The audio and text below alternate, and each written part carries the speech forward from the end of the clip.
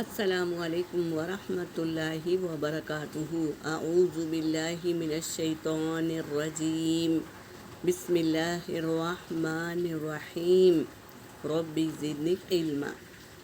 سورہ آل عمران آیت نمبر 85 اور 86 کی تلاوت کر رہی ہوں۔ وَمَن يَبْتَغِ غَيْرَ الْإِسْلَامِ دِينًا فَلَن يُقْبَلَ مِنْهُ وَهُوَ فِي الْآخِرَةِ مِنَ الْخَاسِرِينَ۔ كيف يهدي الله قوما كفروا بعد إيمانهم وشهدوا أن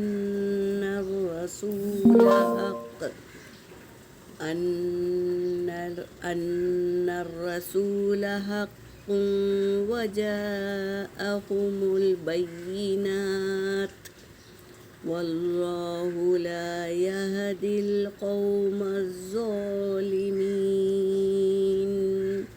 صدق اللہ العلی العظیم۔ ترجمہ کر رہی ہوں۔ وا کا مطلب ہے اور، ومن اور جو کوئی، یتبع اتباع کرے، غیر اسلام اسلام کو چھوڑ کر، دینن کوئی اور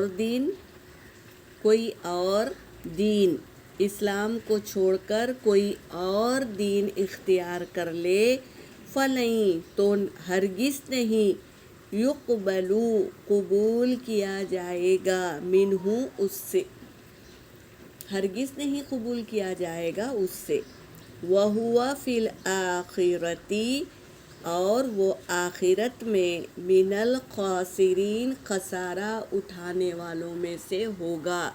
جو دین کو چھوڑ کر کوئی اور دین اختیار کرے، اسلام کو چھوڑ دے اور کوئی اور دین اختیار کرے، جیسے اللہ اور رسول صلی اللہ علیہ وسلم کو چھوڑ کر کسی اور کو مانے تو ان سے قبول نہیں کیا جائے گا، اور وہ آخرت میں خسارہ اٹھانے والے ہوں گے، نقصان اٹھانے والے ہوں گے۔ اللہ تبارک تعالیٰ آیتوں کے ذریعے ہمیں ہوشیار کر رہے ہیں کہ آخرت میں تم نقصان اٹھائیں گے۔